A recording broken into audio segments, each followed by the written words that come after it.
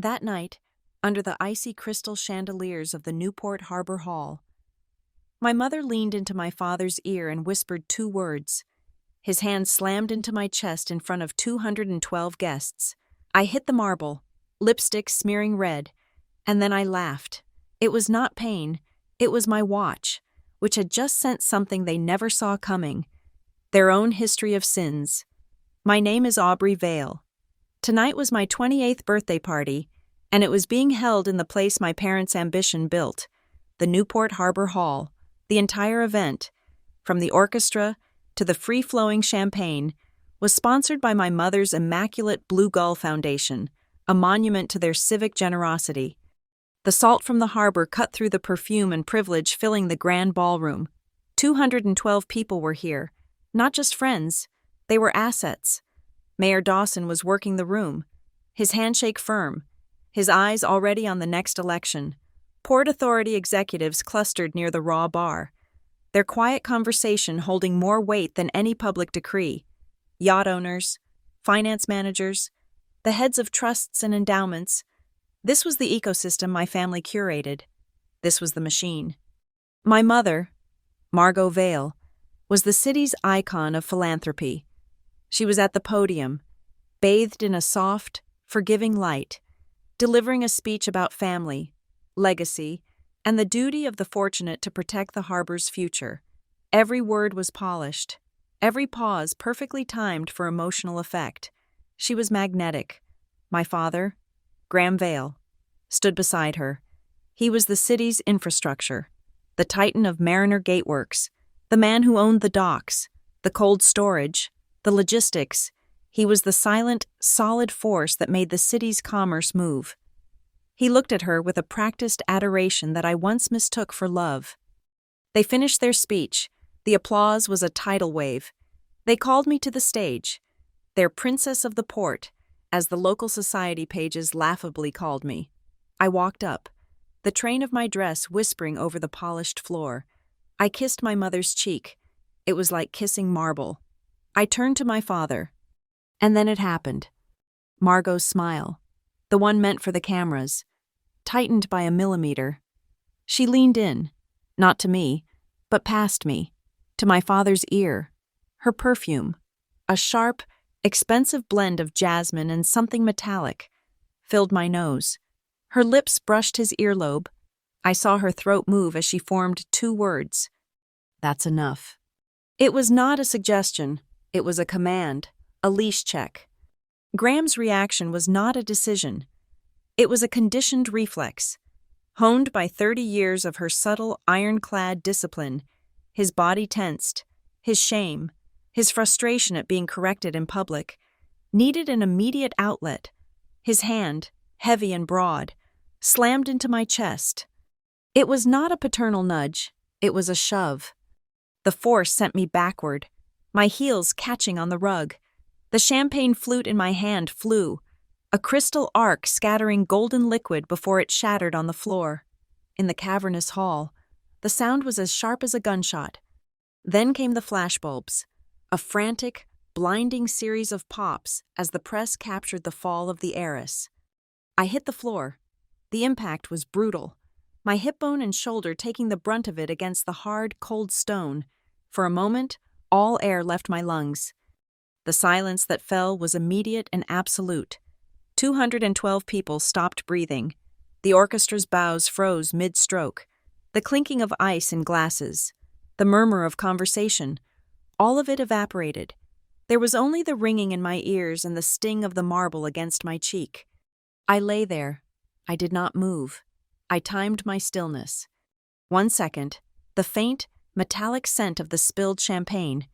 2 seconds, a vibration, sharp and precise, against the skin of my wrist, my smartwatch.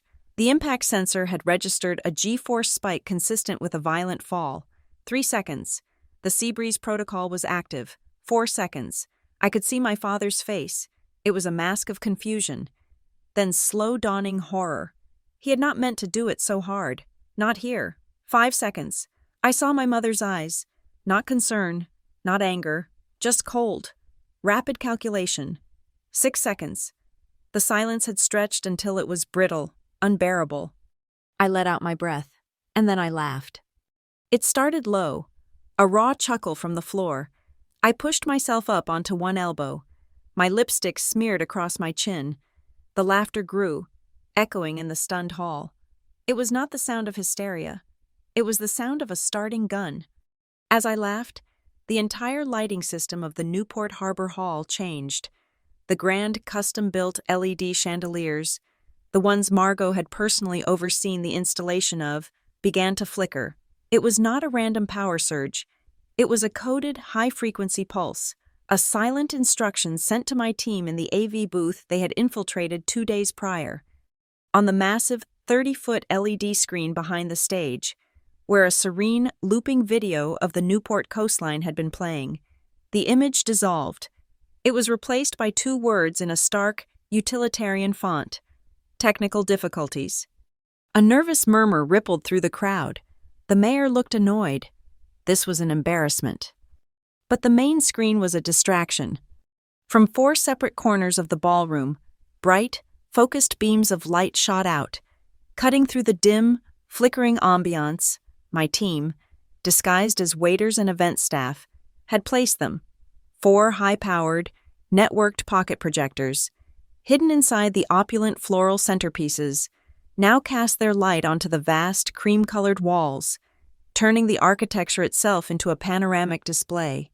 A new wall of data, charts, and figures instantly surrounded the guests. My laughter stopped. I stood up, brushing the silk of my dress.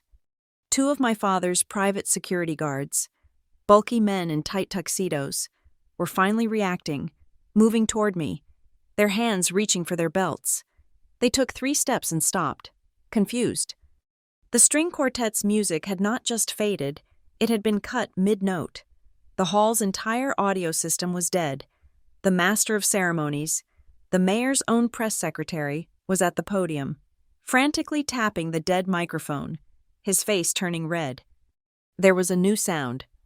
A synchronized, digital chime, followed by a low, powerful vibration. It came from every table. 212 guests, almost as one, looked down at their phones. A push notification had just been broadcast over the hall's compromised Wi-Fi network. The title was simple, and it was devastating. Harbor Bonds, Inside Story. They looked from their phones to the new data blooming on the walls. Spreadsheets, wire transfer routes, corporate registries. The small media team I had hired, the one I'd insisted on to capture behind-the-scenes moments for the family archives, suddenly pivoted. Their broadcast-quality cameras swung away from me and my parents. They were no longer filming a birthday party. They were now on a dedicated, encrypted live stream, feeding a perfect, high-definition signal of the panic, the data, and the faces of the implicated guests to a secure server. I looked directly at my mother, Margot Vale, the philanthropist, the icon, the Queen of Newport. Her face was white. Her hand, trembling almost imperceptibly, rose to her throat. Her fingers brushed against the large, lustrous pearl at the center of the necklace I was wearing. It was not a gesture of shock. It was the sudden, sickening realization of an ambush. She understood. The pearl was not a pearl. It was a broadcast quality, directional microphone, and it had been live for the past hour. It had captured the music, the speeches, and with perfect, damning clarity, her 2-word command to my father. Let me be clear. This was not a story of a poor, mistreated child. I was not that. I was not kept in an attic. I was not starved. I was not struck. My childhood was a fortress of privilege. Every want anticipated, every door opened. I was raised in the filtered air of Newport's elite, educated at the finest schools, and presented to society as the flawless product of the Vale legacy. That, in itself, was the perfect cover. No one looks for rot in a polished apple. They made one mistake. However, they taught me to love the mechanics of their machine more than the machine itself. While my mother groomed me for galas, I was reading prospectuses. While my father taught me to sail, I was mapping the logistics of his shipping lanes. They thought it was charming. A daughter taking an interest. they never imagined I was auditing them. At 22, I declined the ceremonial vice president position waiting for me at Mariner Gateworks. I took a job in Boston instead, as a junior risk analyst at North Star Ledger. It is a quiet, brutal firm that specializes in forensic accounting. We are the people corporations hire when they suspect one of their own is bleeding them dry, but they cannot find the wound. My job, for 6 years, was to find the hidden patterns in seas of data. I trace ghosts in spreadsheets. I find fraud in rounding errors. I am, by training and by nature, a bloodhound. My family's empire was a perfect two-headed beast. The first head was my father, Graham Vale. His public face was Mariner Gateworks, the company that was, for all practical purposes, the Newport Harbor. He owned the primary docking terminals, the sprawling cold storage warehouses that held 90% of the state's seafood imports, and the logistics fleet that moved it all. He was concrete, steel, and diesel. But his real power, the blood that fed the beast, was in the municipal bond market. Graham was the undeclared king of the Newport-Providence corridor. When a town needed a new bridge, a sewer system upgrade, or a harbor dredging, Graham's consortium structured the deal. He packaged the debt, he assessed the risk, and his allies bought the bonds. He built the city, and the city paid him handsomely for the privilege. The second head, the prettier, softer face, was my mother, Margot Vale. She ran the Blue Gull Foundation. On paper, it was the conscience of the family. It provided maritime scholarships for underprivileged youth. It funded coastal conservation projects and sponsored every high-profile art installation and harbor preservation gala in the state. Margot was the patron saint of Newport, the woman who polished the city's image, ensuring the Vales were seen not as industrialists, but as stewards. For years, I kept my world separate. My work at North Star was my own. The family was the family. The separation held until a mandatory review of my own family's holdings, a routine compliance check I ran on myself annually, flagged an anomaly. It began, as it always does, with something small, a discrepancy. My mother's Blue Gull Foundation was publishing glowing environmental, social, and governance reports. Their ESG scores were immaculate. They detailed millions in grants for sustainable harbor projects. Simultaneously, I saw the bond issuance schedules for my father's harbor infrastructure projects. The numbers did not align. The foundation claimed to be spending heavily on projects that, according to the bond data, were being funded twice over by public municipal debt. The foundation was taking credit and a tax break for work the citizens were already paying for. It was sloppy. It was the first thread I pulled. The foundation's expenses led me to a consulting firm I had never heard of, Starling Advisory. It was a single-member limited liability company with a registered address at a mail drop in Providence. Over the last 3 years, Starling had received over $4 million in advisory fees from the Blue Gull Foundation. The invoices were laughably vague. Strategic planning, community outreach coordination, project viability assessment. The payments from Blue Gull to Starling were, however, beautifully consistent, and they always landed within 48 hours of a new municipal bond series being issued by the Port Authority. I traced Starling Advisory's bank transfers. The money did not stay there. It moved immediately, split into smaller, identical payments, and flowed into a separate entity, the Lighthouse Atelier. This was not a company, it was a community art project. This was my mother's signature. The Lighthouse Atelier exclusively produced and sold romantic, uninspired paintings of New England lighthouses. The Blue Gull Foundation would commission a new series of these paintings from the atelier for an absurdly inflated price, say $50,000 a canvas. The money, which originated from the foundation's charitable fund, was now clean. It was revenue for art. But the paintings did not stay with the foundation. Months later, the foundation would generously donate the entire collection to the Newport Town Museum, or the City Hall lobby, or the University Library.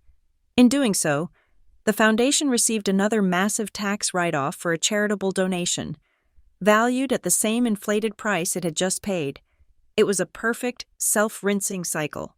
They were laundering their own money through bad art, getting paid twice for it, and receiving public adoration for their patronage. That was Margot's domain, clean, elegant, and built on civic pride.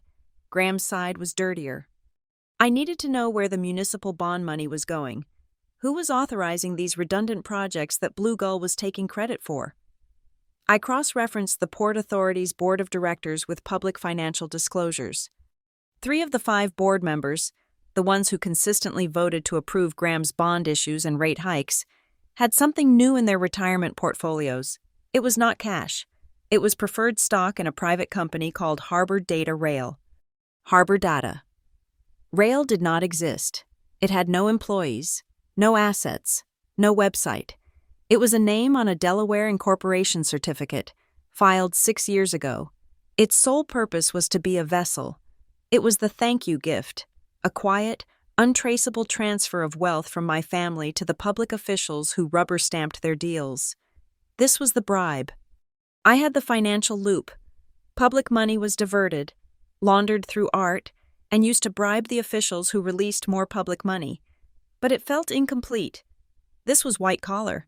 My father was a man of steel and shipping. There had to be a physical component. I found it in the cold storage warehouses. Mariner Gateworks had an exclusive, highly lucrative contract to manage the port's cold storage. This is where high-value cargo, primarily seafood and imported pharmaceuticals, was held. For the past 18 months, the manifests had shown a consistent pattern of inventory spoilage and loss, a container of Japanese tuna here, a pallet of medical supplies there. It was written off, a rounding error. The cost of doing business. Using a friendly contact from an old North Star case, I acquired the technical specifications for the port's security system, which my father's company had installed. The license plate recognition cameras at the gates of the cold storage facility were running custom firmware. This firmware contained a back door. On specific nights, between 3 and 4 in the morning, the system would fail to log any truck whose license plate contained a specific 3-letter sequence. During these windows, trucks could enter, load, and leave the facility without a single digital record being created. The spoilage was not spoilage. It was theft, organized, scheduled, and protected by a digital blind spot, with the profits disappearing into the same offshore accounts that funded Starling Advisory. I had it, all of it. The bond fraud, the art laundering, the political bribery, the physical theft. I took an unpaid leave of absence from North Star Ledger. I told my family I was burned out. I told them I was taking my sailboat, the Arbitrage, on a long solo trip down the coast to clear my head. They loved this idea. It was romantic, aristocratic. It was exactly what a Vale daughter should do. I did not go sailing.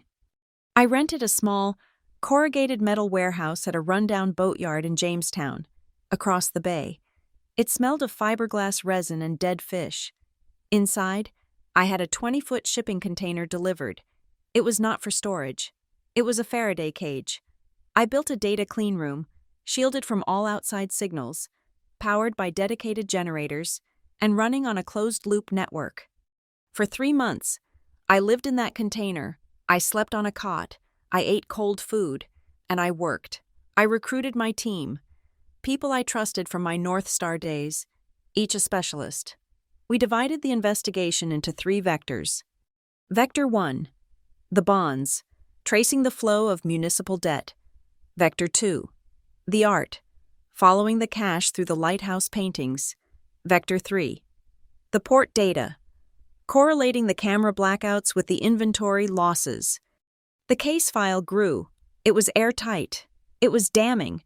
And it was useless if I just handed it to the authorities. My family's roots in this town were too deep. They owned the police chief. They golfed with the district attorney. They had the mayor on a leash. A quiet filing would be buried. The evidence would be lost. I would be discredited, painted as an unstable daughter having a breakdown. No, if I was going to do this, I could not let them control the narrative. I could not let them hide in the shadows. I would make them the centerpiece. I needed witnesses, I needed the press. I needed the very people they were stealing from to be in the room when the curtain was pulled back. I needed an event so public, so symbolic, that they could not escape the blast radius. I looked at the calendar. My 28th birthday was in 6 weeks. My mother was already planning the party. It would be at the Newport Harbor Hall, their hall. If I was going to fall, I would do it in the brightest light possible. I would let them push me, and I would take them all down with me. I worked from the container. It was a metal box, shielded from the world, smelling of new electronics and cold. Filtered air. My life was reduced to the glow of 3 high-resolution monitors. The work of forensic accounting is not a sprint. It is a slow, agonizing excavation. You follow the cracks in the foundation, the hairline fractures in the ledgers, until the entire corrupt structure reveals itself. The first domino was a digital ghost. My team, analyzing server logs, found the digital equivalent of a fingerprint, a single, static Internet Protocol address, leased to a nondescript commercial building in Providence, had been used to log into the state's secure corporate filing system. This one address was used to manage the annual reports for 3 supposedly independent, unrelated entities. There was Starling Advisory, the high-priced consulting firm. There was the Lighthouse Atelier, the Community Art Project, and there was Harbor Data Rail, the private equity firm holding the Port Commissioner's retirement stock. One person, sitting at one desk, was puppeteering all 3. I pivoted to the art, the Lighthouse Atelier. I pulled every invoice, every receipt. Most were for bulk supplies, cheap canvas, imitation gold leaf frames, gallons of acrylic paint. They were painting by numbers, churning out maritime kitsch. But one invoice stopped me. It was not from an art supplier. It was from a high-end conservation and framing studio in Boston. The date was May 10th. The bill was for $64,000 for priority framing and archival mounting of 17 canvases. May 10th.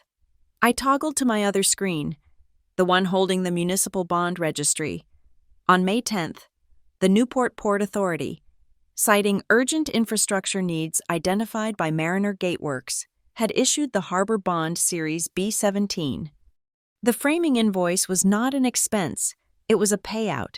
The money from the public bond was moved, instantly, to the atelier to buy the art, and the first cut was taken by the framer. It was a receipt for services rendered, hidden as an art expense. The rest of the scam was pure, uncut Margot. The Blue Gull Foundation, her monument to herself, would then acquire these 17 freshly framed, worthless paintings at an absurdly inflated price, perhaps $100,000 each. This purchase was booked as a cultural acquisition. Then, months later, at a high-profile fundraiser, my mother would announce the foundation's generous donation of the entire collection to the town museum. The museum, starved for funding and grateful for the patronage, would accept the paintings at their appraised value. It was a perfect rinse cycle. The foundation used bond money to buy the art, got a massive tax deduction for donating the same art, and received fawning press coverage for its generosity. The bond money, however, was the real engine. It was meant for dredging and bulkhead repairs. Instead, millions were siphoned off into consulting and project management fees. This is where the shell companies feasted. The money went to Starling Advisory, but Starling only kept about 30%. The rest was wired, in structured payments, to 2 new entities I had never seen before, Plover Holdings and Bosun Capital. These were Delaware trusts, designed to be black holes, but a trust must have a trustee, an escrow agent. It took my analyst 2 weeks, 3 subpoenas to specialized private wealth databases, and a 5-figure fee to a Delaware law firm to get the names. The legal guardians of Plover and Bosun were not bankers. They were Margot Vale's third cousins, a pair of dentists from the Boston suburbs, people she sent oversized Christmas checks to, people who would sign anything she put in front of them in exchange for a slice. They were the independent managers of the stolen millions. This was the central lie. On paper, the Blue Gull Foundation was a charity, and Mariner Gateworks was a public contractor.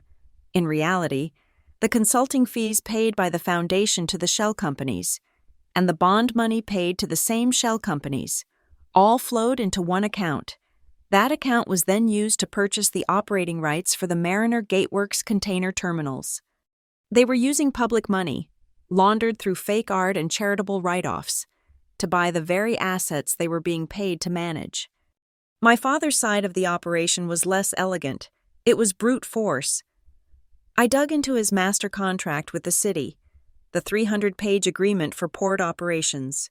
Buried in Appendix F, subsection E, was a new clause, added 2 years ago without fanfare. The weather contingency fee adjustment. It sounded harmless. It allowed Mariner Gateworks to add small percentage surcharges for increased operational risk during severe weather. This is Newport. We live in severe weather. Every nor'easter, every high wind advisory, every storm watch, each one was now a payday. My father was billing the city millions for high tide. Each storm was a mid-ocean transfer of public funds into his private pocket. They had to coordinate this. How did they signal a payout? They were sloppy. They got comfortable. I ran a keyword analysis on my father's archived executive emails, which I had mirrored from the family server years ago. The word was regatta. Looking forward to the regatta. Hope the regatta is smooth sailing. We must schedule the regatta soon. I overlaid the timestamps of these emails with the dates of the weather-based fee hikes and the bond issuances. It was a perfect one-to-one correlation. A regatta was not a boat race. It was the authorization for a payout. I had all these threads, the art, the bonds, the fees, the emails. I fed them into a graph analysis program, the same kind North Star used to track terrorist financing. I needed the nerve center. A single node lit up, connecting all 3 vectors. It was not a person, it was a server, a private, off-grid server, labeled in the network architecture diagrams with a code name, Buoy 91. We traced its physical location. It was not in a data center. It was not in their home. It was in the back office of Mariner Gateworks Warehouse Number 9. Warehouse 9 was the oldest, most decrepit building on the docks, a corrugated steel relic used for storing old nets and rusted engine parts. My father never went near it. It was electronically invisible and physically ignored. So who accessed it? I pulled the electronic keypad logs for the warehouse. The entries were sporadic, always late at night. I cross-referenced the dates and times with my mother's public calendar, the society pages detailing the Blue Gull Foundation's busy schedule. It was a perfect match. Every single time the server room in Warehouse 9 was accessed, Margot Vale was simultaneously hosting a charity gala or a gallery opening less than a mile away. She would establish her alibi in a room full of 200 people, slip out the service entrance, drive to the warehouse, access the nerve center, and be back before the keynote speech was over. This server was the final piece. Buoy 91 was where the deleted inventory data from the cold storage facility was rerouted. It was the command and control for the camera firmware backdoor. I had to prove the physical theft. The port cameras were compromised, but the boatyard where I hid my container had its own security system. Cheap cameras aimed across the channel at my father's docks. They were old, grainy, low resolution, but they ran 24 hours a day, 7 days a week. I spent a week scrubbing their backups, and I found it. On the nights of the regatta emails, during the windows of the camera blackouts, I found the footage, grainy, spectral shapes, trucks, their headlights off, rolling out of the cold storage gate. Their silhouettes matched the manifests of the spoiled cargo. I sat back in my chair in the container, the air heavy with the smell of ozone. The 3 balance sheets swam in front of my eyes. 1. The Public Works Ledger, showing massive public debt. 2. The Blue Gull Foundation's books, showing millions in philanthropic spending. 3. The Mariner Gateworks accounts, showing modest profits and routine inventory loss. They were all lies. The art fraud was the mechanism to launder the bond money. The bond money was the mechanism to bribe the port commission. The port commission was the mechanism to approve the fee hikes and ignore the physical theft. It was a perfect closed loop. I had started this investigation thinking they were diluting my inheritance. I was wrong. This was so much bigger. They were not stealing from me. They were using the entire city as their collateral. The data in the container was a map of the crime. But data alone does not win a war. Data needs a voice. It needs validation from the real world. I needed allies, not just employees. I needed people who had their own stake in the truth. People whose expertise was beyond reproach. I needed a multidisciplinary team to dismantle a multidisciplinary fraud. My first recruit was Rhea Morton. Rhea is an independent firmware engineer, one of the best reverse engineers on the East Coast. She lives on black coffee and the thrill of breaking unbreakable systems. I found her through a North Star contractor. I drove to her lab in Cambridge, a chaotic space above a ramen shop, and I laid out the code for the port camera firmware. She did not ask about the case. She just looked at the lines I had extracted from the camera's logic board. She smiled. "That's sloppy," she said. "They built a back door, but they left the key under the mat." It took her 72 hours. She not only decrypted the back door, but she also built a control module.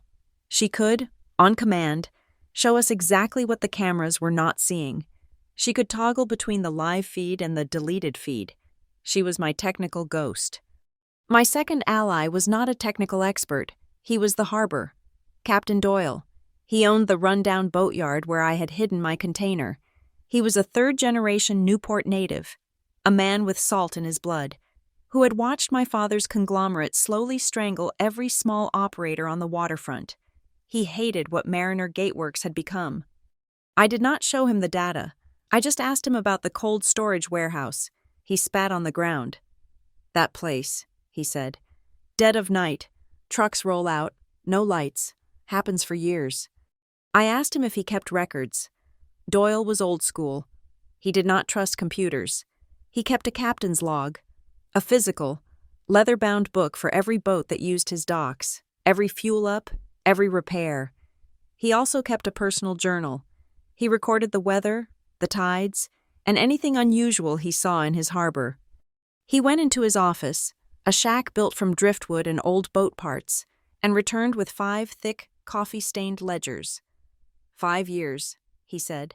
Every time I saw one of those ghost trucks, I wrote it down. He handed them to me. "Go sink 'em, girl." His handwritten logs, when digitized and overlaid with my server data, became unimpeachable, third-party corroboration of the theft. Next, I needed to translate the bond fraud into human terms. I needed Inez Park. Inez was a bond market analyst I had worked with at North Star. She had left the firm to build her own risk modeling company. She specialized in municipal debt and was ferocious in her hatred of public-private partnerships that fleece the taxpayer. I brought her into the container.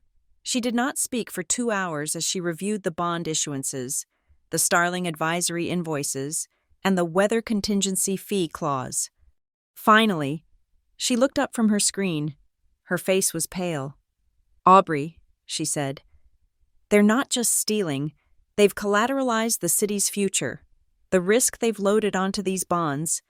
If there is one major ratings downgrade, one missed payment, the city's credit will collapse. Public pensions, school funding, road repairs, it all goes. This isn't just theft, it's a slow-motion default." I asked her to model it. I wanted a graph that showed the exact moment the risk became catastrophic. I wanted a number showing the total public liability. She got to work. With the technical, physical, and financial evidence locked down, I needed the law. I could not go to the local district attorney. He was in my father's pocket. I had to go to the state. I carefully packaged the most straightforward piece of the puzzle, the clear conflict of interest with the Port Authority commissioners. I presented it, as a hypothetical case, to Deputy Attorney General Larkin. Larkin was young, ambitious, and most importantly, not from Newport. He was looking for a signature case to make his career, and he hated the old money corruption that ran the coastal towns. "This is more than a conflict of interest," he said, after reviewing the file on the harbor data rail stock. "This is textbook public corruption, conspiracy, and wire fraud. but it's locked up tight in those retirement accounts. I can't get a warrant based on stock allocations alone.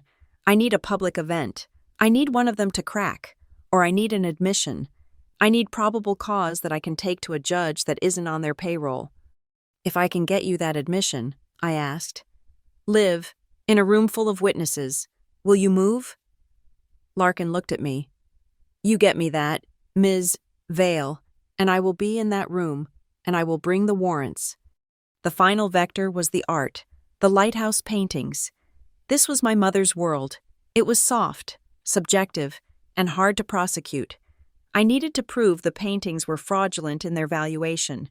I found a small, volunteer-run historical society called the Muse Archivist Group. They were local art historians, mostly retirees, who were passionate about preserving Newport's real artistic heritage.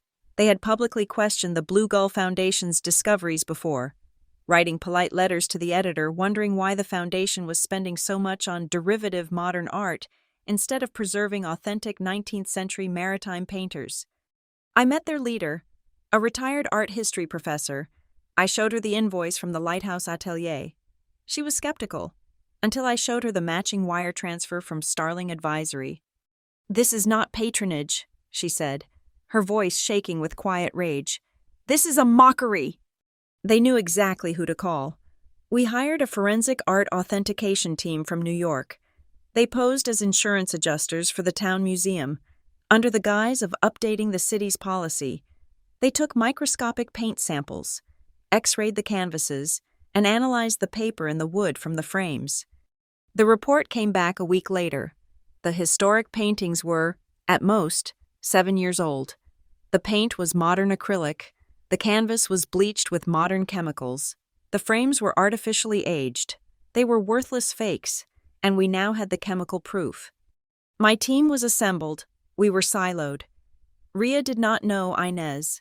Inez did not know Larkin. Doyle did not know the art historians. I was the only node connecting them. We operated under cross-signed, ironclad non-disclosure agreements. All our communications were run through my secure server, compartmentalized by task. Every team member was given a physical YubiKey, a USB security token. Without that key, they could not access their piece of the puzzle. The full picture existed only with me. Now we had to plan the delivery. I needed a trigger, a dead man's switch. If my parents discovered the plan, if they stopped me, if they had me detained, the evidence had to go public. This was the birth of the Seabreeze Protocol. Rhea helped me code it. We linked the protocol to the biometric sensors in my smartwatch. It was keyed to my specific vital signs, but the primary trigger was the accelerometer.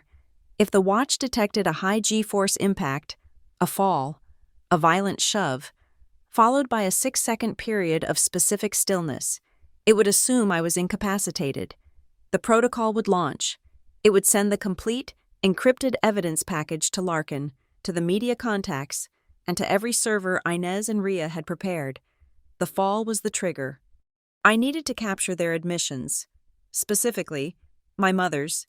She was the strategist. I had a necklace custom made.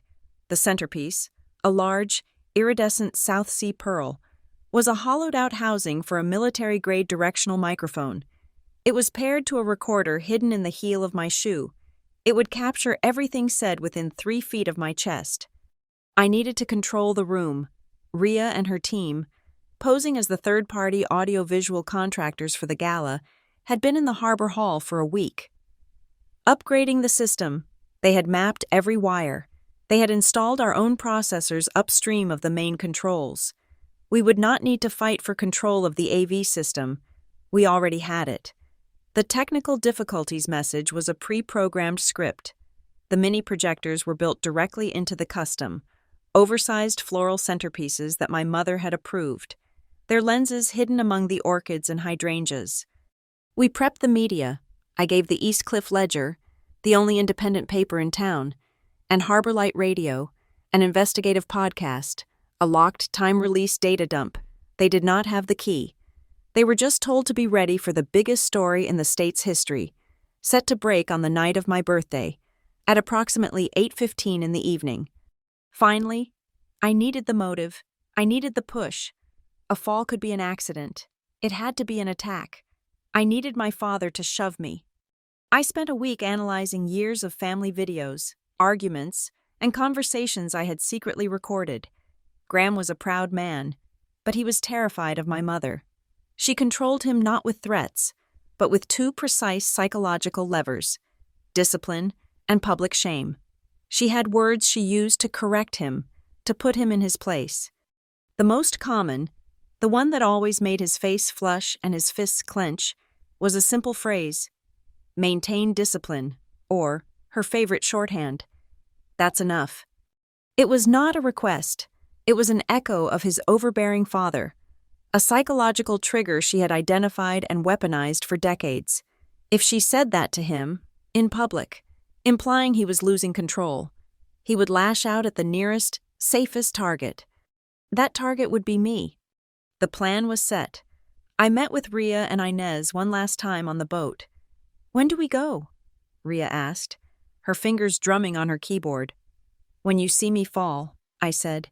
"The protocol will arm, but the public phase, the part where we take the room, that needs a human signal. What is it?" "I will laugh," I said. "When you hear me laugh, you deploy everything. A heist is about breaking in to steal something. This was the opposite. We were breaking out, and we were planning to leave the truth behind, scattered like shrapnel. The party was not a celebration. It was a meticulously designed delivery system. Every element, from the catering to the seating chart, was a component of the trap. The battlefield was the guest list. My mother had approved it, but I had curated it. 212 people. I had mapped them in my container, not by name, but by their sphere of influence. They were not guests. They were targets. Circle 1, the financial engine. This was the core. The bond traders from Providence, the private equity managers who golfed with my father, the heads of the university endowment, the institutional investors who saw Mariner Gateworks as a utility. They were seated at the front tables, closest to the stage. They represented the money, and they were the ones who needed to see the spreadsheets and the risk models first. Circle 2, the civic conscience. This was the jury. Mayor Dawson. The 3 Port Authority commissioners I knew were clean. The director of the town museum, the president of the Historical Society, the editors of the 2 largest newspapers in the state. They were the public trust my parents had exploited. Circle 3, the amplifiers, the society columnists, the high-end real estate brokers, the yacht captains, the professional gossips. They were the friends of the family who existed to see and be seen. They were not an audience. They was a transmission vector. The seating chart was my masterpiece of strategic triangulation. It took a full week to optimize. My parents, as the hosts, would be at table 1, front and center. I had Ria's team swap the centerpiece on that table 3 times, claiming floral imperfections, until they had one with 3 separate, overlapping camera angles. The cameras were not aimed at the podium. They were aimed at the precise space, that 6-inch gap, where my mother's lips would meet my father's ear. The pearl microphone would capture the audio. But I needed the world to see her lips move. I needed visual confirmation of the command. We timed the data deployment like a military operation. We called it the signal flare. The sea breeze protocol, triggered by my fall, was the go signal for the team. But the public reveal was precisely sequenced to build pressure. At 17 minutes past 8, 3 minutes after the scheduled conclusion of the speeches, the projectors would activate with the first layer, the corporate shells, the flow of money from the foundation to Starling Advisory. At 19 minutes past 8, Inez's terminal would take over, broadcasting the bond risk model, the graphs showing the city's accelerating path to a credit default. At 22 minutes past 8, the art, the chemical analysis of the fake lighthouse paintings, displayed side by side with the foundation's fraudulent tax write-offs. We had the entire sequence locked. We built in traps and redundancies. My mother's galas always featured a high-end silent auction. It was another cog in her money laundering machine. I had the Muse archivist group donate an item. We took one of the worst fakes, a particularly garish lighthouse painting we acquired from a gallery that had rejected it, and we entered it into the auction. The plaque read, "Lost Newport Master, circa 1910. Ria had embedded a high-frequency RFID tag into the frame. This was a canary trap. We wanted to see which of my mother's accomplices, believing it to be part of the scam, would place a bid. Above it all, we needed the God's eye view. The Newport Harbor Hall is famous for its massive, 30-foot glass atrium dome. The night before, one of Ria's technicians, posing as a structural engineer checking for leaks, had affixed a device to the central strut. It was a military-grade observation drone, smaller than a dinner plate and completely silent. It was thermally shielded to avoid detection. Tonight, it would not be watching for enemies. It would be our omniscient eye, streaming a panoramic, high-resolution feed of the entire ballroom. It would capture the reaction of every guest, the location of every security guard, and every panicked exit. I needed to track the physical evidence. My father, Graham, was a man of analog habits. He never went anywhere without his heavy, monogrammed leather briefcase. It contained his private ledgers, his backup USB drives, his entire analog world. The day before, I had visited the house. I accidentally spilled a glass of water on his desk, soaking his blotter. As I apologized and helped him clean up, my hand brushed the briefcase. I slipped a microdot location tag, the size of a grain of rice, into the stitching of the handle. I needed to know exactly where that briefcase was every second of the night. My team was embedded. Ria Morton, my technical lead, was not hidden in the AV booth. The booth was already ours, fully automated. Ria was on the floor. She was wearing the black polo shirt and tool belt of the event's official lighting vendor. Her credentials, which we had forged, identified her as a backup lighting technician. This gave her complete freedom to move throughout the hall, to troubleshoot any projector, and to deploy the handheld citizen microphones when the time came. My physical backup was offshore. Captain Doyle, my ally from the boatyard, had his orders. His old, rusting trawler, the Mabel June, was not out fishing. At sunset, he had moored it to the outermost piling of the harbor wall, directly opposite the hall's glass facade. To the guests, it was just part of the authentic Newport scenery.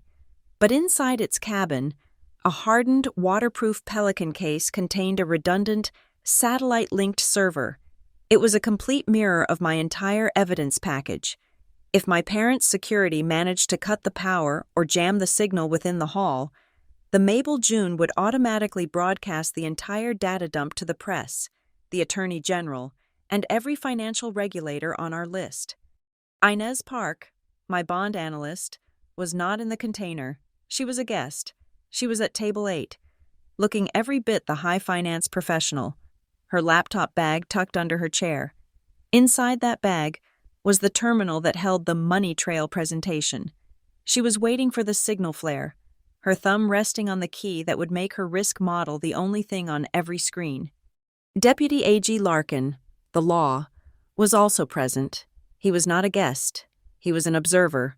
He had arrived alone, declined champagne, and taken a small table near the fire exit, citing a need for public oversight of the Foundation's event. He was there to witness. He was waiting for the probable cause I had promised him, the public assault, my subsequent laugh, and the immediate, overwhelming presentation of evidence. That was his legal trigger. He had the warrants ready. He just needed me to give him the justification to serve them. We had to cut off their escape routes. My mother's first instinct, when cornered, would be to play the philanthropist. She might try to donate another round of fakes tonight, live, as a show of her unimpeachable generosity. I had the art historian from the Muse archivist group call the museum director that afternoon. The message was discreet, delivered in a panicked whisper. "We have reason to believe the veil collection is under an insurance investigation. We strongly advise you, on behalf of our lawyers, not to accept any further donations or transfers tonight until this is cleared." The director, terrified of legal liability, agreed instantly. That door was closed. Rhea had also programmed a citizen's microphone protocol. When she killed the main podium mic, she could remotely activate any of the 4 auxiliary mics we had placed in the hall. This was for our witnesses. Captain Doyle, Inez, and the art historian were all prepared to stand up, not as analysts, but as citizens of Newport, to translate the cold data into human testimony. Finally, there was my own preparation, my armor. My mother had assumed I would wear a classic veil ball gown, ivory, perhaps, or a soft, glittering gold. She had sent 3 options to my apartment, all of them traditional, heavy, and constricting. I left them in their boxes. Instead, I had a dress commissioned from a young designer in New York. It was a severe, modern silhouette, a column of deep, almost electric blue silk that seemed to drink the light in the room. It had no lace, no beading. It was stark, clean, and sharp. It was chosen for a reason. In the warm, golden, classical ballroom, among the sea of black tuxedos and pastel gowns, I would be a slash of cold, unmissable color. Every camera, every eye, would be unable to look away. I would be the focal point of the chaos I was about to unleash. The orchestra faded. My mother, Margot Vale, stood at the podium, her hand resting delicately on its seal. She was an artist, and this room was her canvas. "In a world of stormy seas," she began, her voice resonating with a practiced, maternal warmth that filled the hall. "We all search for a safe harbor, a place of strength, of legacy, of unwavering principle." She smiled, a slow, beatific smile that had charmed millions of dollars in donations. For Graham and me, that harbor has always been family, and tonight, we celebrate the flagship of that family. She turned her gaze to me, the spotlight following her. It felt heavy, a physical weight of expectation. "So please, join me in raising a glass to our wonderful daughter, our princess of the port, Aubrey." The room erupted in applause. 212 people, their faces turned toward me, clapping for the icon, the heiress, the polished product. I stood, smiling, the pearl microphone cool against my skin. I walked toward the stage, toward my parents, my father. Graham was standing just behind her, his bulk filling his tuxedo. I could smell the scotch on him from 3 feet away. His face was flushed, a combination of the room's heat, the alcohol, and the pressure of being the patriarch. His eyes were bright, but not with pride. It was anxiety. He was a man of steel and docks, and these public performances, these displays of soft power, were her domain. He was a prop, and he knew it. His posture was rigid, his shoulders tight beneath the expensive wool. I reached them. I kissed my mother's cheek, the scent of her jasmine perfume a sharp, cold counterpoint to the room's warmth. I turned to my father to do the same. He was vibrating with a low-level tension. My mother saw it. Her smile for the cameras did not change, but her eyes, when they darted to him, were like ice chips. She shifted her weight, a subtle movement, closing the distance between them. She angled her body away from the crowd, shielding her mouth with her hair as she leaned in, her lips brushing the shell of his ear. From my position, I could see the cameras at table 1, their tiny red lights unwavering, focused on that exact spot. She whispered. It was not a term of endearment, it was a corrective. "Maintain discipline." It was the phrase, the one I had found in my research, the one she used to remind him of his failures, to call up the ghosts of his own demanding father, to put him, the brute, back in his cage. It was a word of profound, public shame. It was the trigger. His reaction was immediate. It was not a thought. It was a reflex, a violent recoiling from her shame, directed at the only person he could. His entire body coiled. His frustration, his intoxication, his humiliation, it all found an outlet. His hand, broad and heavy, did not just reach for me, it slammed into my chest. Time slowed. I remember the sound, a wet, solid impact, loud enough to be caught by my microphone. A collective, sharp intake of breath from the first 3 tables.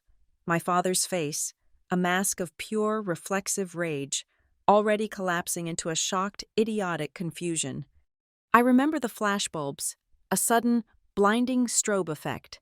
A dozen cameras capturing the exact moment of impact, capturing the heiress, in her vibrant blue dress, being struck by the patriarch. I remember the fall. I did not fight it. I let my body go limp, a controlled collapse, just as I had practiced. My heel caught, and I went backward. The world tilted. The crystal chandeliers swung above me. My hip and shoulder hit the marble floor. The impact was brutal, a starburst of pain that shot up my spine and stole my breath. The hall went utterly silent. It was a vacuum. The music, the chatter, the clinking of glasses, all gone. There was only the high-pitched ringing in my ears and the thud of my own heart against the stone. I lay there. I counted. 1, the smell of spilled wine and dust. 2, a sharp, precise vibration against my left wrist. My watch. The accelerometer had registered the fall. 3, the Seabreeze protocol was active. My team had the signal. 4, my father's face, pale, horrified, his hand still half raised. 5, my mother's face, no horror, just the flash of pure, cold fury, not at him, at me, she knew. 6, the silence had become a physical thing, a crushing weight on the room. I smiled, my smeared lipstick gritty against my teeth. I laughed. The sound was shocking in the tomb-like quiet. It was not a giggle. It was a deep, raw, and utterly triumphant laugh. It was the signal. The second my laugh hit the air, the world broke. Ria's kill switch engaged. The grand, warm, golden light from the chandeliers instantly died, replaced by a cold, rhythmic, flickering pulse. It was the coded strobe I had memorized, a silent confirmation. We have control. The music did not fade. It was decapitated. The orchestra's sound system was cut mid-note, leaving a hanging, discordant electronic squeal that lasted for half a second before vanishing. The master of ceremonies' microphone was dead. The entire room was plunged into a flickering, disorienting silence. People were shouting, confused. A woman screamed. And then, I stood up. I rose slowly from the floor. A single, fluid motion. I did not brush off my dress. I deliberately, calmly, raised my hand and wiped the smear of red lipstick from my chin with the back of my glove. In the pulsing, chaotic light, I found the podium microphone, the only one in the room Ria had left active. My voice, amplified, boomed through the hall, cutting through the panic like a blade. Open your phones. As 200 people, conditioned by a decade of digital alerts, looked down. They saw the notification that had been pushed to their devices. Harbor Bonds, Inside Story. And as they looked up, the walls lit up. The 4 high-powered projectors, hidden in the centerpieces, blasted the room with data. The pale, cream-colored walls of the Harbor Hall became a panoramic tomb of evidence. The first image to appear was not subtle. It was Inez Park's central thesis, a stark, terrifying graph. On the x-axis, time over the last 5 years. On the y-axis, public debt. 2 lines were on the graph. One, a flat, modest line, was labeled Official City Bonded Debt. The other, a red, screaming, near vertical line, was labeled True Liability, Mariner Gateworks, SPVs and Contingencies. A wave of sound, a collective gasp, rolled through the financial tables at the front. They understood that graph. It was a portrait of their own impending doom. Then, the main screen behind the stage, the one that had read Technical Difficulties, flickered. It was no longer a blank screen. It was a live feed. It was a tight, granular close-up, captured by the cameras at Table 1. It was my mother's face, but it was frozen, zoomed in on her lips, caught in the exact moment before she whispered to my father. Ria engaged the audio playback from my Pearl microphone. My mother's voice, amplified, filled the hall. Maintain discipline. And as her voice echoed, white, machine-generated subtitles appeared on the screen, burning the words into the image. Maintain, discipline. The video played again. Her lips, her voice, the words, a perfect, damning loop. I saw my mother's hand fly to her throat, her fingers grabbing the empty space where her necklace should be, before realizing the microphone was on me. From her table, Inez Park hit the next key. The bond graph on the walls dissolved, replaced by a new, horrifying diagram. It was a map of the money laundering, a complex web of arrows, showing the flow of cash from the Harbor Bond Series B-17 to the Blue Gull Foundation, to Starling Advisory, to the Lighthouse Atelier, and back to the Plover and Bosun Trusts. And at the very center of the web, glowing like a cancerous tumor, was a single red node, Boy 91, the name of the server in Warehouse 9. Near the fire exit, I saw Deputy A.G. Larkin. He had not moved. He watched the assault. He heard the whisper. He saw the data. He pulled a small notebook from his pocket, made a single checkmark, and logged the exact time. The legal conditions had been met. High above, in the glass atrium, the silent drone began its programmed pan. It swept across the room, its high-definition lens capturing the faces of the implicated.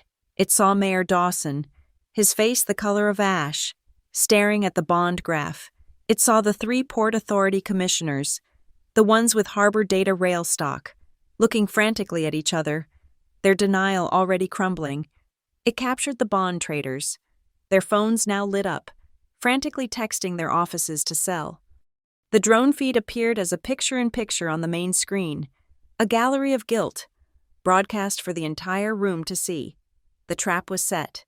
Now, it was time to spring it. I returned to the podium. The loop of my mother's whisper, "Maintain discipline," faded. Its purpose served. The room was mine. The light from the projectors was the only illumination, casting long, monstrous shadows. "Good evening," I said, my voice cutting through the stunned silence. "Welcome to the audit." I gestured to the wall on the left. The flowchart of shell companies was replaced by a single document, magnified 100 times. "This is the consulting agreement for Starling Advisory. You will note the fee, $400,000, for strategic outreach." A second document appeared beside it. "And this is the Mariner Gateworks Port Tariff filing, approved by the Port Authority. Note the date. It is the same day. The exact day my father, Graham Vale, activated the weather contingency fee for the first time, billing the city an extra $400,000. The room did not gasp. It was worse. It was a low, sick murmur. The financial tables at the front, my Circle 1, were no longer looking at me. They were looking at their phones, their thumbs flying. My mother, of course, preferred a more elegant model, I continued. The walls shifted. A time-lapse video began to play. Here we see the Blue Gull Foundation acquiring a series of 17 lighthouse paintings on May 10th for a cost of $1.7 million. The video showed the wire transfer. And here we see the foundation, on August 1st, donating that same collection to our town museum.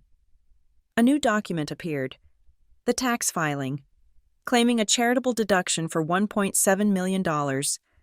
A perfect zero-sum game of public adoration, paid for with public money. The museum director, a small man in a bow tie, looked like he was going to be physically ill. But where did that $1.7 million go? Who exactly was the beneficiary? The screen changed again. It was a simple scan, a pay stub. "This is the bi-weekly pay stub for Port Commissioner Alistair Davies, a public servant." A second document slid in next to it, a bank transfer from Plover Holdings, one of my mother's Delaware trusts. The amount was identical to a line item on his stub. $22,500. And what was the memo line on this private, offshore transfer? Conservation bonus.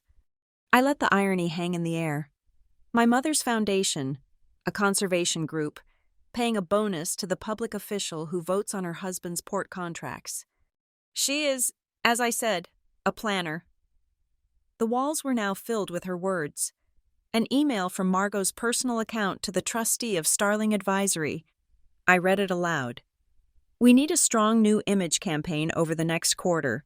We must be seen as stewards before the B-17 bond issue goes to the vote. The clicking of keyboards was audible now. The financial reporters were no longer guests. They were working. This brings me to my first exhibit. The screens went black.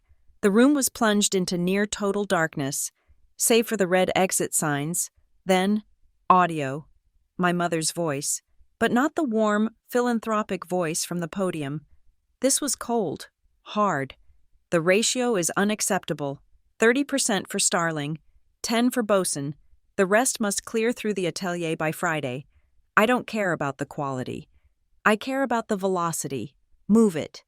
It was a recording from a charity board meeting 3 months prior. The light snapped back on, revealing her face, a mask of pure reptilian fury. My father, on the other hand, preferred a more direct approach. Rhea, from her position by the soundboard, changed the display. A new video feed appeared. On the left, I said, pointing. You see the official archived security feed for the Mariner Gateworks cold storage facility from last night at 3:02 a.m. As you can see, it's black, a system-wide blackout for routine maintenance, as documented in the Port Authority logs. The screen was dead. But my engineer managed to pull the raw data directly from the camera's firmware. Before the deletion protocol, this is the real feed. Rhea hit the key. The black screen was replaced by a grainy infrared image. A 40-foot refrigerated truck, its lights off, was backing into loading bay 4. Men were moving, loading pallets. That blackout was precisely timed to coincide with the arrival of a container of Japanese bluefin tuna, valued at $500,000. It was reported as spoiled due to refrigeration failure this morning. It was not spoiled. It was stolen. But how? I asked. Did they get the entire Port Commission to approve the bond issues that funded this? Bribing one man with cash is risky. The walls changed. Inez's work, a bond settlement sheet, dense with numbers. This is the final allocation sheet for the Series B-17 bond. These buyers, I highlighted 3 LLCs, are not major investors. They are private holding companies, registered in Delaware, and they are the sole entities listed in the retirement accounts for Commissioners Evans and Miller. The 2 men in question, sitting at table 2 with the mayor, looked at each other in naked panic. They didn't get cash. They got a piece of the action, a quiet, tax-deferred bribe, bought for them by Bosun Capital, guaranteed by my mother's foundation. Speaking of which, I pointed to the pathetic, garish lighthouse painting still sitting on its easel from the silent auction. There is a QR code on the plaque. I urge anyone from the museum board to scan it. I did not wait. The link from the code filled the main screen. It was the 50-page forensic report from the New York Authentication Lab. I will draw your attention to page 30, the chemical analysis. The titanium white paint is a formula first produced in 2015. The canvas frame is pressure-treated pine, available at any hardware store. The lost Newport Master, circa 1910, is, in fact, 7 years old. The head of the Muse Archivist Group, an elderly woman I had allied with, stood up and applauded, slowly. But my mother, she signs the checks. The screen changed. A new document. This is a private, cross-collateral guarantee agreement. It pledges the assets of the Blue Gull Foundation as a guarantee against default for a line of credit extended to Bosun Capital. I zoomed in on the signature block. On the left, as president of the Blue Gull Foundation, Margot Vale. On the right, as sole managing partner of Bosun Capital, Margot Vale. She had signed both sides of the contract. She had used a public charity as collateral for her own criminal enterprise. This entire system, this fraud, runs on a central nervous system, a server, codenamed Boy 91, a server hidden in the one place no one would ever look, Warehouse 9. The main screen switched again, grainy, black and white footage. The timestamp read, yesterday, 11:18 p.m. A dark car pulling up. A man getting out. My father. Graham Vale. He was carrying his monogrammed leather briefcase, the same briefcase sitting on the floor by his feet right now. The footage showed him keying in a code, the rusty door scraping open, and him disappearing inside. He was backing up the data, I said softly, making sure his records were safe. Which brings us, I concluded, back to tonight, back to this moment. All the screens in the room, all four walls and the main stage, suddenly synchronized. They became a single, live feed from the drone high above, a god's eye view of the entire, panicked, frozen ballroom, and in the corner, a picture-in-picture loop. My mother, her lips, the whisper, maintain, discipline, over and over. The room had fractured, the financial tables. Circle 1 were in open revolt. Men and women were on their feet, phones jammed to their ears, their voices sharp, giving sell orders. They were streaming toward the exits, a quiet, orderly stampede of capital flight. Circle 2, the civic leaders, were the opposite. They were frozen, paralyzed. They were not leaving. They were turning, one by one, in their chairs, to stare at table 1, to stare at my parents, a silent, uniform wall of judgment. Their backs were now turned to the rest of the room. Near the fire exit, Deputy A.G. Larkin watched this. He did not move on my parents. He simply nodded to 2 plain-clothed officers who had slipped in behind him. They moved, not with urgency, but with purpose, to flank the main ballroom doors. The room was now contained. Larkin was waiting. He needed the final turn of the screw. I stepped away from the podium. "This data is complex," I said, my voice quiet, but still amplified. "But the damage is human. This is not about spreadsheets. It is about our home." I nodded to Rhea. "Rhea, mic 3? Rhea, in her black technician's polo, walked past the stunned orchestra and handed a live microphone to Captain Doyle. He was sitting at a back table, his face like carved wood. "Captain," I called out, "you have been on this harbor for 50 years. What has Mariner Gateworks done to your community?" His voice, raw and unpolished, boomed through the speakers. "He strangled us," Doyle said, pointing at my father. "His fees, his weather charges. He put 20 small operators out of business. He's a thief, in a tuxedo." "Rhea, mic 2. She handed the next mic to the elderly art historian, the head of the Muse archivist group. "Professor," I said, "what did the Blue Gull Foundation's generosity do to this city's heritage?" Her voice was thin, but vibrated with academic fury. "They mocked it. They used our history as a dish rag to wipe their dirty money clean. They put fakes on our museum walls and called it patronage. It is a desecration." "Rhea, mic 1. The final mic went to Inez, who stood at her table, poised. "Ms. Park," I said, "as a bond analyst, forget the charts. Tell this room, in plain English, what this means." Inez's voice was sharp and clear. "It means," she said, projecting to the mayor, "that they have personally leveraged this city's future. They have taken the pension funds for your teachers, your police, your firefighters, and they have bet it all on their own fraud. When this bond series defaults, and it will default, it is not the Vales who will be bankrupt. It will be Newport." A woman in the front row, the wife of the police chief, began to weep. I walked back to the center of the stage. The room was no longer a party. It was a tribunal. I looked at my mother, her face a white mask of hatred. I looked at my father, who was just broken, staring at the empty glass in his hand. "My mother and father will tell you this is a family dispute," I said, my voice steady. "They will say I am an unstable daughter, that this is a personal vendetta, a breakdown." I paused and looked past them, to the mayor, to Larkin, to the entire captive city. "They are wrong. This was never a family matter. This is a city matter." My mother, Margot, finally moved. The mask of fury cracked.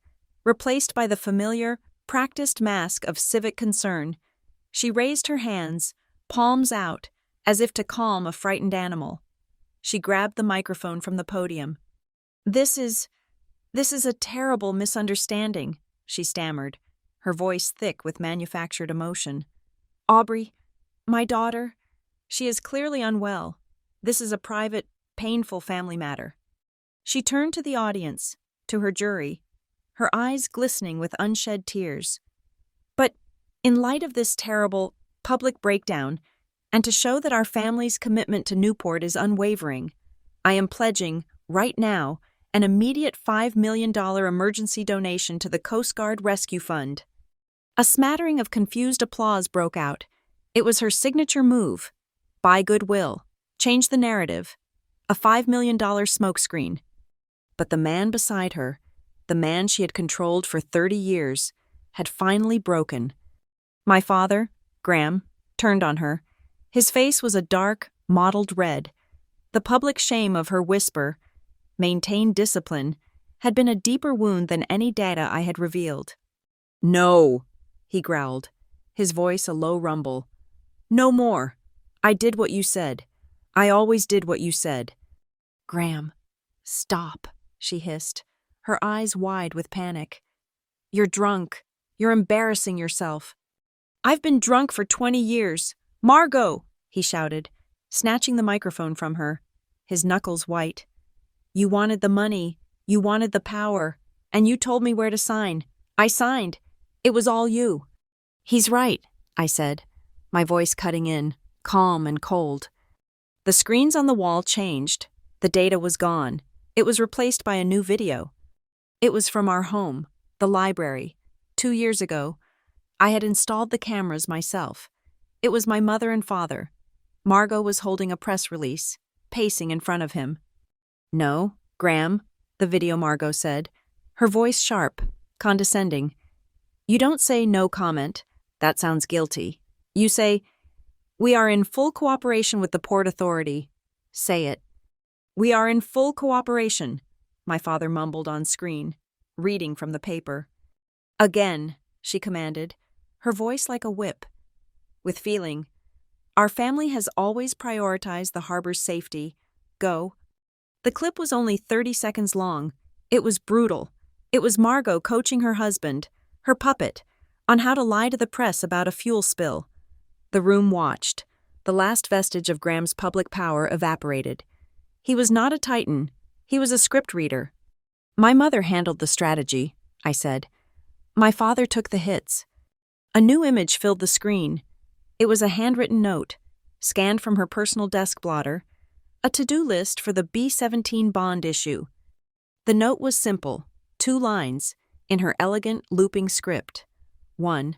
Graham handles press, weather fees. 2. I handle the paper. It was their entire marriage, I said. Their entire enterprise. In 2 lines, she handled the paper, every piece, including the incorporation of Starling Advisory. A new document appeared, the Delaware filing for the consulting firm. I was puzzled by this, I said. The sole proprietor, a man I had never heard of, a Mr. Julian Thorne. I saw my mother's hand clench the podium. She knew what was coming. It took some time to find him. Julian Thorne is not a financial consultant. He is a landscape architect in Northern California. The screen split, the filing on one side, a photo on the other, a smiling, silver-haired man at a garden party. He was also my mother's lover, from 1995 to 1998, right before she married my father, a loose end, a man who would sign his name to a company in exchange for, I assume, a very generous gift, and his silence. My father looked at the picture. He looked at my mother. It was not anger. It was a terrible, hollow comprehension. The fraud was one thing. This was a different, deeper betrayal. And Mr. Thorne, I continued, was very busy the night the B-17 bond was issued. A text message chain now filled the wall, pulled from the Buoy 91 server. Messages between my mother and Mr. Thorne. Margot. Julian. I am transferring the full amount. We will need to use painting number 14 to balance this quarter. Thorn. Understood. The atelier account is ready. Margot. And please do not call again. Use this. It was the smoking gun, the direct link between her, the art scam, the bond, and her proxy. My father took one step back. He looked at the screen, at the name Julian Thorn. He looked at his wife, her face now a pale, stretched mask. He had been humiliated. He had been used as a shield, and now he found out he had been a cuckold. His wife's fraud run through her old lover's accounts. He reached down to the floor, to the monogrammed briefcase I had tagged. He unzipped it, his big hands clumsy. He fumbled inside and pulled out a small, silver USB drive. You, he spat at Margot, his voice choking. You did this. He threw the drive. It skittered across the marble floor, spinning, and stopped near the edge of the stage. You save yourself, he whispered, and then he collapsed into the nearest chair, a huge, broken man, covering his face with his hands. Margot lunged for the drive. It was his private ledger, the one I had seen in the Warehouse 9 footage, the backup, the real books. But she was too slow. Rhea, from her booth, hit a single key. From a small charging dock by the orchestra's drum kit, a small, black, disc-shaped object whirred to life. It was one of the hall's decorative, high-end robot vacuums. It had been cleaning the corner all night. It did not move randomly. It navigated, on a pre-programmed path, directly to the silver USB drive. Its small, spinning brush swept the drive into its internal compartment. Margot stared, uncomprehending. The robot turned, navigated back to the wall, and slotted itself into a custom-built opening near Rhea's station. It was not a charging dock. It was a hard drive port. Rhea extracted the drive. One moment, I said to the room. We seem to have a new file. The main screen flickered. A new file was opening. It was a simple spreadsheet. It was not my father's corporate ledger. It was his private one. The title was Gratitude. It was a list of 4 names, the 3 port commissioners who had stock in Harbor Data Rail, and a 4th, Mayor Dawson. Beside each name was a series of dates and a series of numbers, payments, thank you gifts, routed from Bosun Capital to 4 separate, untraceable shell accounts. It was the entire bribe sheet. The mayor stood up, knocking his chair over. My mother turned on me. The civic mask was gone. This was the real Margot. You little bitch, she screamed, her voice, now amplified by the podium mic, echoing through the hall. After everything we gave you, you were a miserable child, ungrateful, cold. I gave you this life. I made you. I did not raise my voice. I cut her off, cold and clear. This is not about my childhood. There was no abuse. This is not about my feelings. I turned from her and addressed the room, the city. This is about your money. This is about your taxes. This is about the theft of your public trust. For a second, there was silence. Then, in the back, one person, Captain Doyle, he began to clap, slow, steady. Then the art historian, then Inez. Then, table by table, the Circle 2 and Circle 3 guests, the lawyers, the doctors, the shop owners, the gallery curators, the people of Newport. It started as a trickle. Then it became a wave, then a roar. It was not applause for me. It was a judgment on them. It was the sound of the city taking itself back. Over the applause, Deputy A.G. Larkin's voice, now on a mic, boomed. We have sufficient grounds, he announced, to believe a conspiracy to defraud the citizens of Newport has occurred. My officers will be securing the exits. The 2 plainclothed officers moved to the doors, badges out. Margot Vale did not wait. She saw the exit. She saw Larkin. She did not run to the main doors. She spun and ran for the service exit, the one leading to the kitchens, the one she had used for her trips to Warehouse 9. But the drone was faster. High above, the silent drone locked onto her. its red targeting light painting the back of her designer gown. On the main screen, the spreadsheet vanished.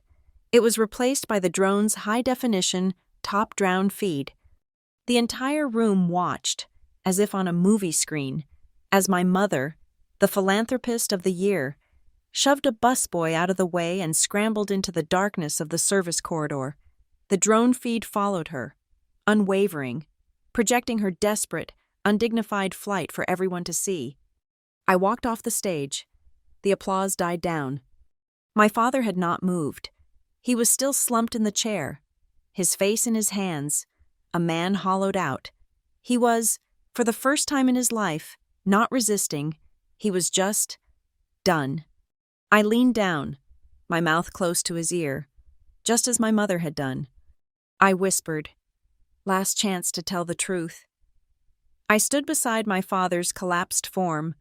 The applause had died, replaced by the heavy, ozone-filled silence of the aftermath. The exits were secured. Deputy A.G. Larkin stepped onto the stage, holding the microphone I had left. He did not look at my parents. He addressed the room, the city. "Pursuant to an emergency judicial order," Larkin announced, his voice booming with the full authority of the state. "My office is serving a temporary restraining order on all assets, holdings, and accounts associated with the Mariner Gateworks Corporation and the Blue Gull Foundation." A new, sharper gasp came from the financial tables. This was real. This was immediate. "A team is, as we speak, executing a warrant to seal and secure warehouse number 9 on the Mariner docks," Larkin continued. "All contents, digital and physical, are now the property of the State Attorney General's office." The phones, which had been buzzing, now erupted. It was a digital wildfire. A man near the front, the head of the university endowment, shouted at his phone, "Liquidate. I don't care what the penalty is. Liquidate our position in all Mariner bonds. Now." A second man, an investor from Providence, was reading an alert. "We have an event of default," he said, his voice hollow with shock.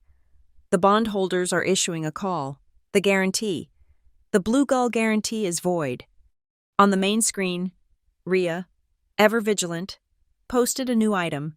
It was an immediate press release, time-stamped 1 minute ago, from the Newport Town Museum. "The Board of Directors has voted unanimously to suspend any and all current and future donations from the Blue Gull Foundation, pending a full external audit of their generously donated collection." My mother's civic reputation was gone. The mayor, still pale and sweating, was now surrounded by the Clean Port commissioners.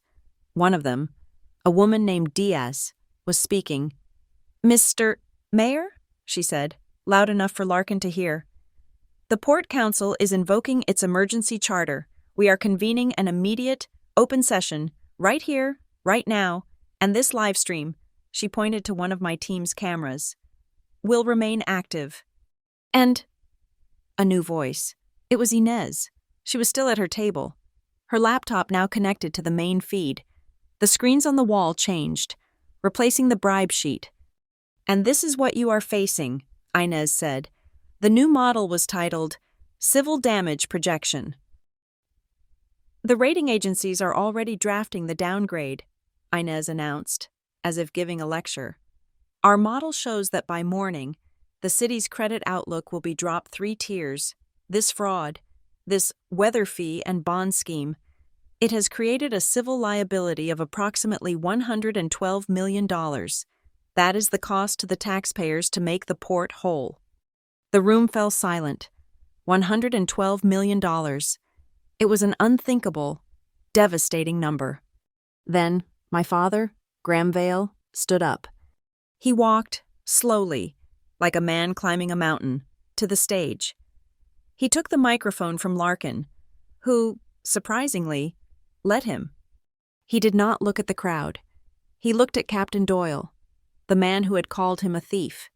"He's right," my father said, his voice a gravelly whisper, yet amplified to fill the room. "The captain is right." He turned to Larkin. "I confirm it, all of it. The back door and the camera firmware, the regatta emails, the fee loop through Starling, I signed the papers. I authorized the system overrides. He paused, and for the first time, he looked at me. There was no anger, no hatred, only a profound, bottomless exhaustion. He did not blame me. He did not call me ungrateful. He turned back to the room, to the city he had helped build and nearly destroyed. I am sorry, he said. I did this, to all of you, to the city. I am sorry. It was the most honest thing I had ever heard him say. He let the microphone fall from his hand. It hit the stage with a dull thud. A commotion near the service door. The two plainclothed officers were escorting my mother back into the ballroom. Her hair was wild, her dress torn at the shoulder from her struggle in the corridor. "A setup!" she shrieked, her voice raw, stripped of all its polish. "This is an illegal, orchestrated setup. You cannot listen to him. He's a drunk. You cannot listen to her. She is a vindictive child." She pointed at the main screen, which still showed the drone's eye view of her fleeing. "That is fake. That data is fake. That whisper is fake." "Is it?" Ria's voice, cool and collected, came over the speakers from the AV booth. The main screen changed. It was now a waveform analysis, 2 audio files, side by side.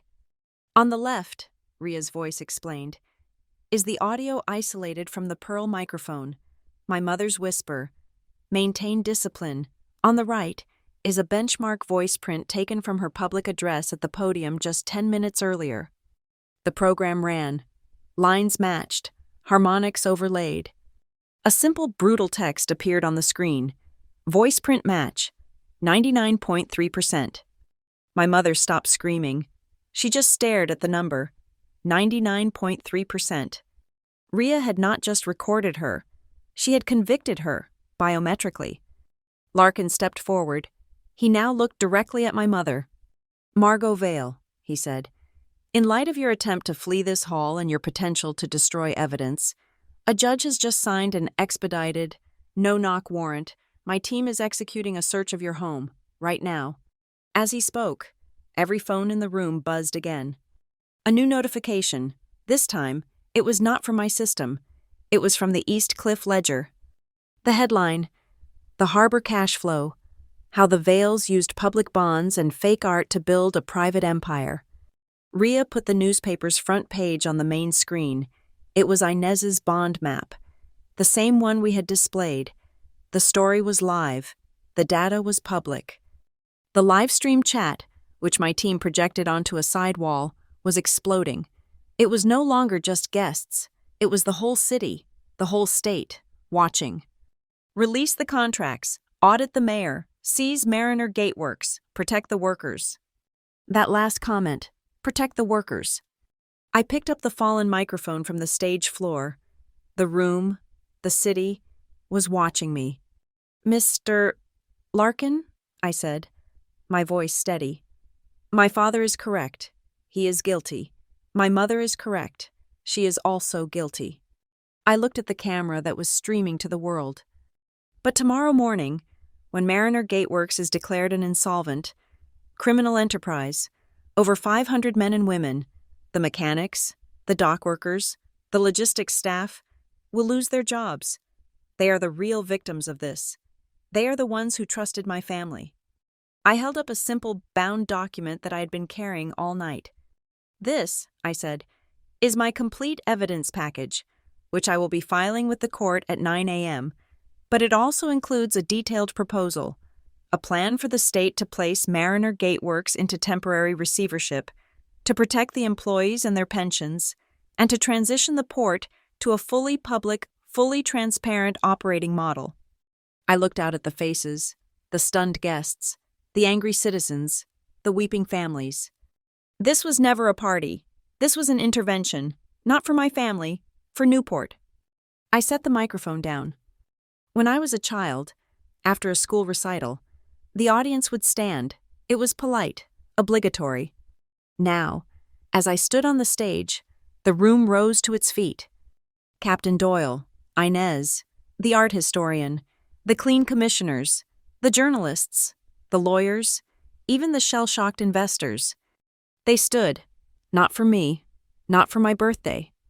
They stood because, for the first time in decades, the lights were on, and they could finally see. They stood for transparency. The light in the Newport City Council chambers the next morning was flat and fluorescent, a brutal, sterile change from the curated glow of the gala. The room was packed. It was a special session, open to the public, and every local news station was broadcasting it live. This was not an audit, it was a civic trial. My mother, Margot, was seated at the defense table. She was no longer the Queen of Newport. She was a defendant, dressed in a severe navy suit, flanked by a team of expensive, shark-like lawyers from Boston. Her face was a tight, controlled mask of indignation.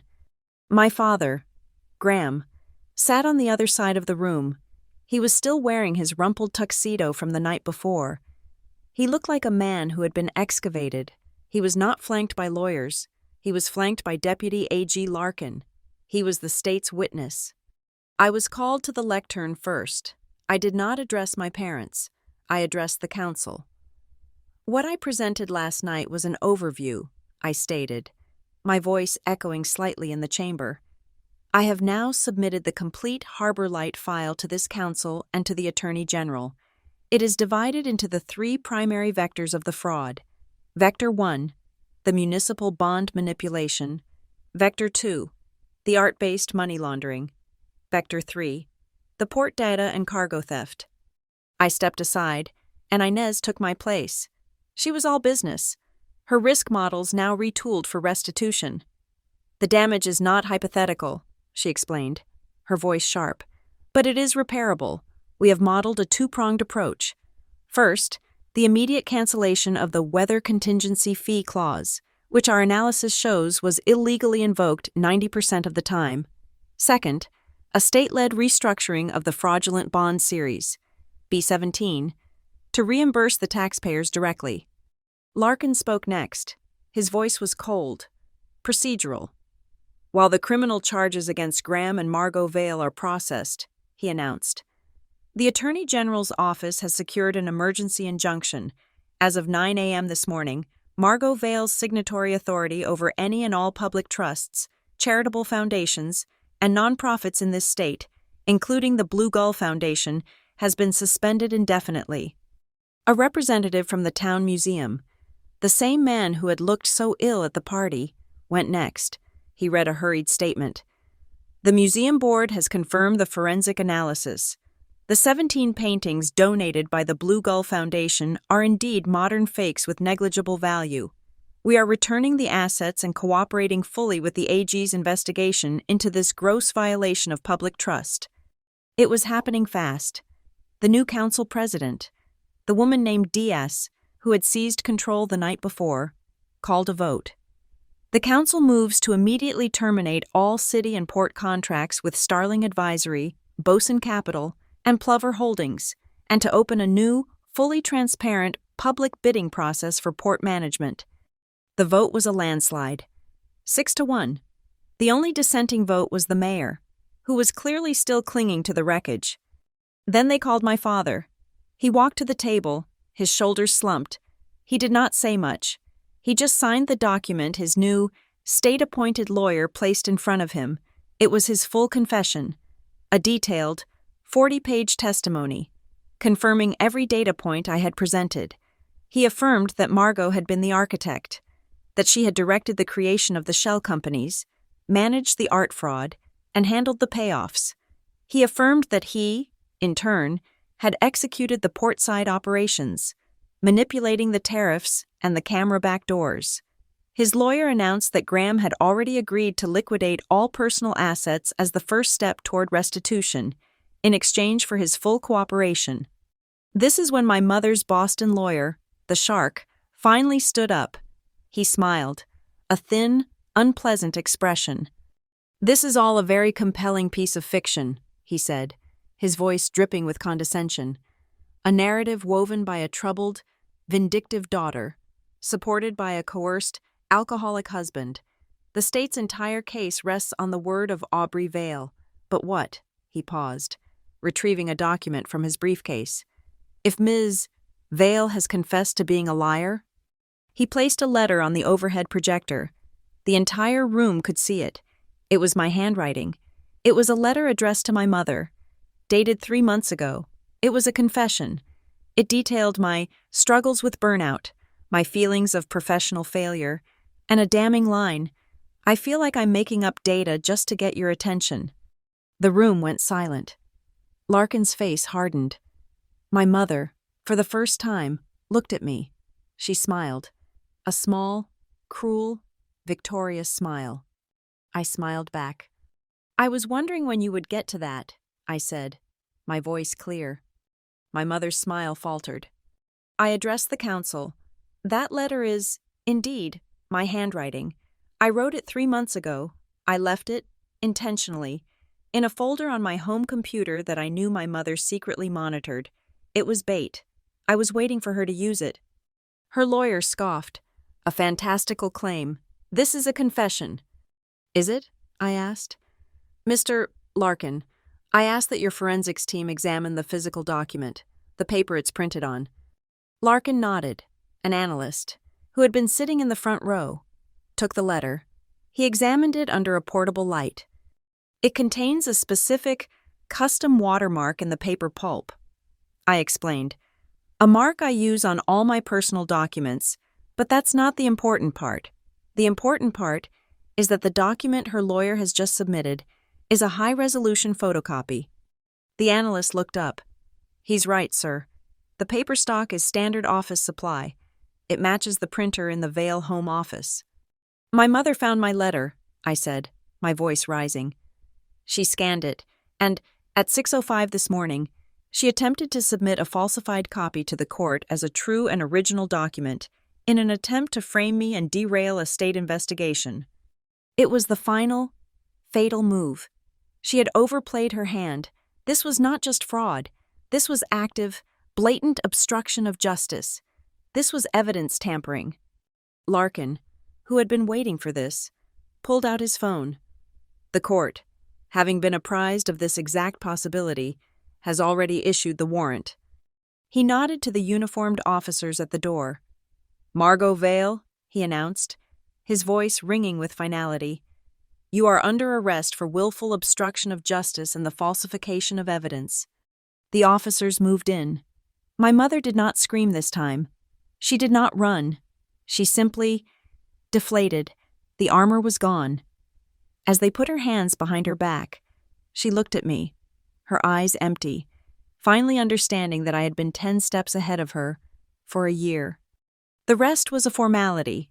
The council voted to dissolve the Blue Gull Foundation and transfer its legitimate, untainted assets to a new, independent community trust.